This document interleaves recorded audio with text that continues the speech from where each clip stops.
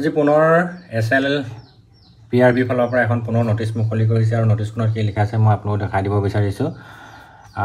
তো কি হ'বগৈ ক'ব পৰা নাযায়, যিহেতু প্ৰথমতে তোমাৰ 17 তাৰিখে তোমাৰ এডমিট কাৰ্ড ইছ্যু হ'ব বুলি কৈছিলে আৰু 23 তাৰিখে ৰিটেন টেষ্ট আছিলে, কিন্তু আজি যিখন নটিচ মুকলি কৰিছে সেই নটিচখনত আকৌ তোমাৰ সম্পূৰ্ণ চেঞ্জ হৈছে। এতিয়া কি পৰ্যায়লৈ গৈ আছে এতিয়া সময়ে ক'ব। এখন আপোনালোকক নটিচখন দেখাই দিলোঁ মই।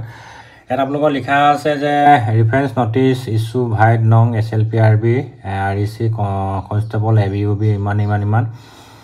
It is hereby informed to all concerned that due to administrative reasons, আপোনালোকে নিশ্চয় বুজি পাইছে, লিখি দিছে ৰিজনটো হৈছে লিখিছে administrative reasons and the written test scheduled to be held on 23/3/2025 will now be held on 6/4/2025 অৰ্থাৎ 6 তাৰিখলৈ আপোনালোকৰ ৰিটেন টেষ্টটো পষ্টপন কৰি দিয়া হৈছে। আৰু সেইকাৰণে তাৰ বিপৰীতে আপোনালোকৰ যি 17 তাৰিখে এডমিট দিয়াৰ কথা আছিলে এতিয়া এডমিট দিব 1/4 অৰ্থাৎ এপ্ৰিলৰ 1 তাৰিখে আপোনালোকে এডমিটবিলাক মুকলি কৰিব আৰু 6 তাৰিখে ৰিটেন টেষ্ট হ'ব। আপোনালোকে এখন SLPRB ৱেবছাইটৰ নটিচখন স্পষ্টকৈ মই দেখাই দিলোঁ।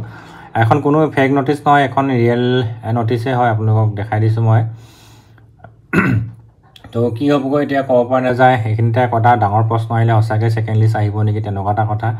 আৰু ছেকেণ্ড লিষ্ট আহিব নাহিব এইটো ক'ব পৰা নাযায়, কিন্তু কিবা এটাতো নিশ্চয় পজিটিভলি কিবা এটা হ'ব যেন পাইছোঁ। এতিয়া ভালে হয় নে বেয়া হয় এতিয়া সময়হে ক'ব। আপোনালোকক মই ধুনীয়াকৈ দেখাই দিলোঁ এখন নটিচ। এজনৰ ল'ৰাই মোলৈ ফোন কৰিলে, দাদা আকৌ নটিচ আহি গ'ল, এতিয়া কি হ'ব, সঁচাকৈ ছেকেণ্ড লিষ্ট আহিবনে? এতিয়া এইটো বিষয়ে একো অৱগত নহয় যে কি হ'ব কি নহ'ব, কিন্তু এটা পজিটিভলি কিবা এটা নিশ্চয় হ'বগৈ যেন পাওঁ। কাৰণ কেলৈ 23 তাৰিখৰ পৰা এইফালে 30 তাৰিখলৈকে 7 দিন আৰু সিফালে আকৌ তোমাৰ 5 দিন সময় দিছে, 12 দিন সময় আছে।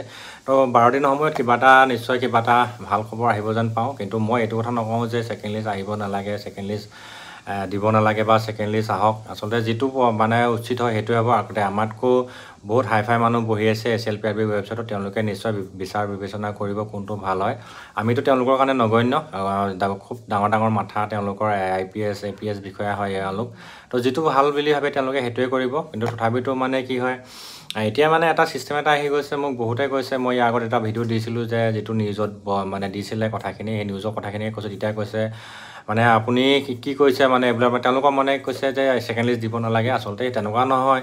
এতিয়া এনেকুৱা এটা হৈছে যে আপোনালোকৰ একেখন ফিল্ডত যেতিয়া বহুত সংখ্যক ল'ৰা ছোৱালীয়ে দৌৰ মাৰিছিলে, তো কিছু সংখ্যকৰ কাৰণে কাট অফ লিষ্টত নাম আহিলে আৰু কিছু লোকক কাট অফ লিষ্ট নাম নাহিলে কম মাৰ্কৰ কাৰণে।